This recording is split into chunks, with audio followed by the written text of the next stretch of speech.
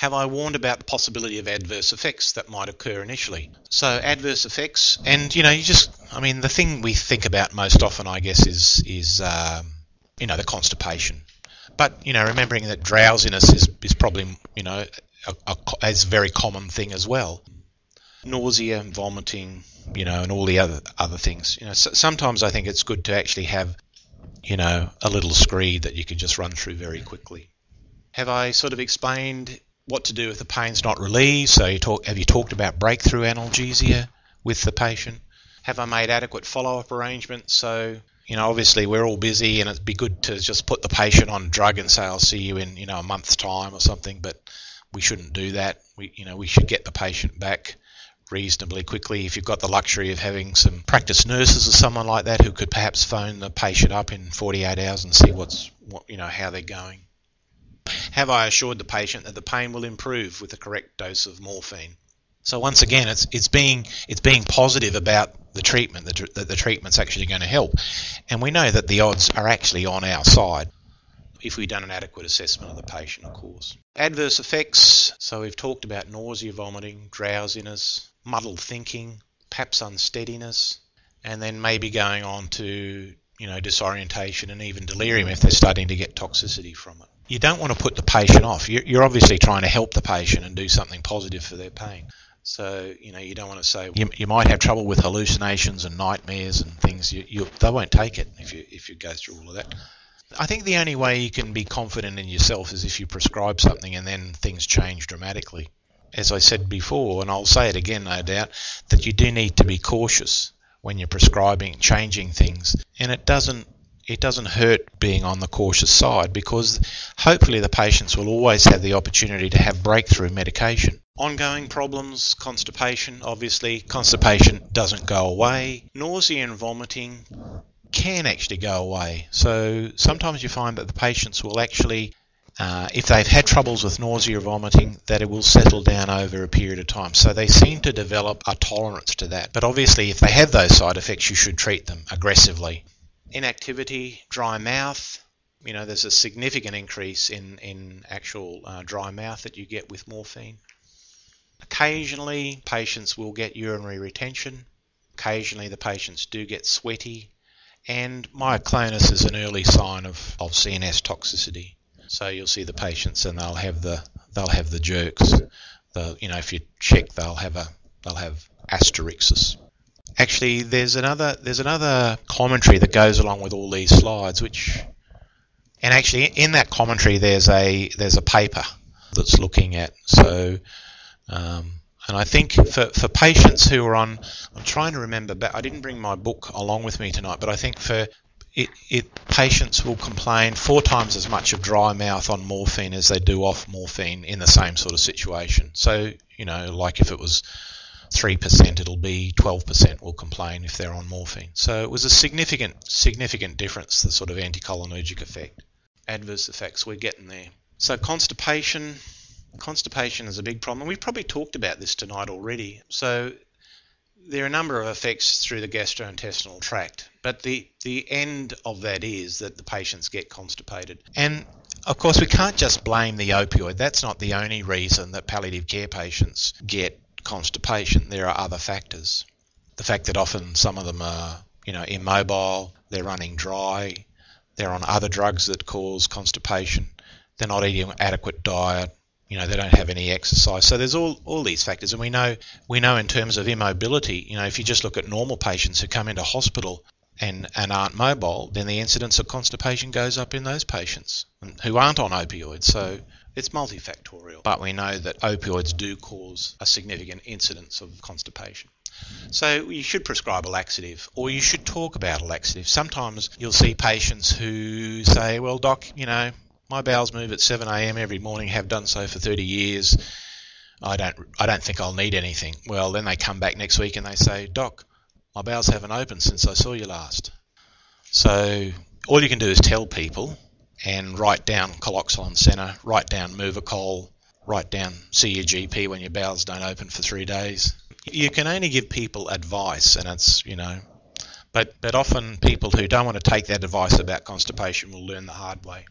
So if you've got a patient with an ileostomy, you may not think it's a big issue, and that's fair enough.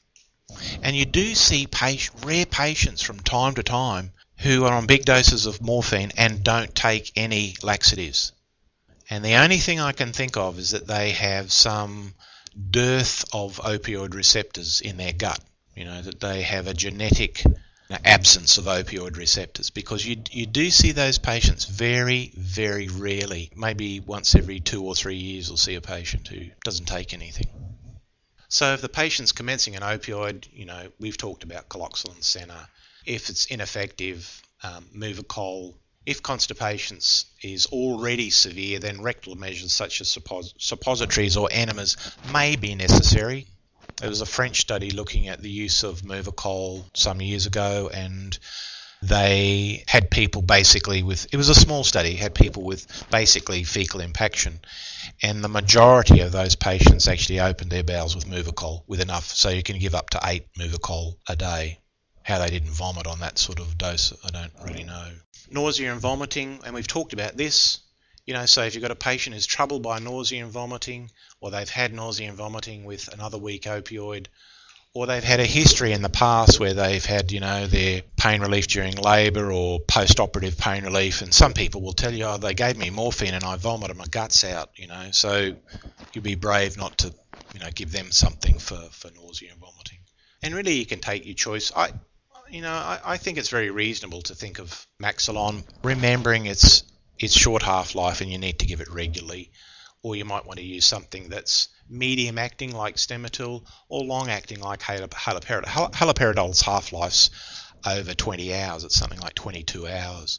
And then even just if they've had problems, if they've had a history, say, of an ocular gyric event, you'd probably be a bit reluctant to use haloperidol or even Maxilon. So you might think of using an antihistamine.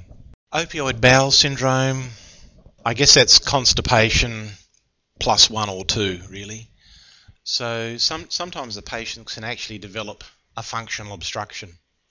I guess the worst sort of case scenario is this Ogilvie syndrome, which was actually, Ogilvie syndrome is probably not really related to that. Ogilvie syndrome was described by Ogilvie, obviously, in relation to patients who had pancreatic cancer and get this sort of megacolon situation. And there is a potential for perforation, although that's usually overestimated. But when you see someone's abdominal film and, the colon sort of that wide, you do tend to get a little bit worried. If you do see someone with megacolon, you need to stop their drugs. If you can, cut their opioids right down, maybe just give them smaller doses of opioids via the subcut route if possible. But really, you want to get the opioids right down if you can. And that's one situation where you might think of changing to maybe ketamine for a while to use something, different. And then there has been, certainly, you can get the surgeons or the gastroenterologist to look at colonoscopic decompression. Because, I guess it's like a balloon. The bigger it gets, the more difficult it is. So if you can actually get the bowel collapsed down, you can get it working again. So that's you don't see that sort of thing very often at all. Drowsiness, patients need to be warned about drowsiness. They need to, if a patient is still driving, you need to warn them. There's no reason why they can't drive if they're on a stable dose of opioids. And I remember a patient when I was a reg in Sydney who was on 300 milligrams of morphine a day, and he was a taxi driver. It was his job. And that was before sustained release opioids. So he was on his miss morphine every 4 hours and out driving his taxi. But that's actually been looked at and studied.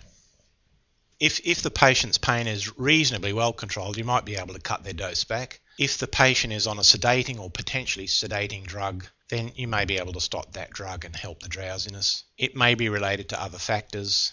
So if the patient has renal impairment, you have to be wary with morphine, as we've mentioned. If they've got liver problems, if they've got metabolic problems, and if there's other sort of systemic issues as well, you may need to be cognizant of that. Delirium is a possibility, particularly if you're looking at high doses.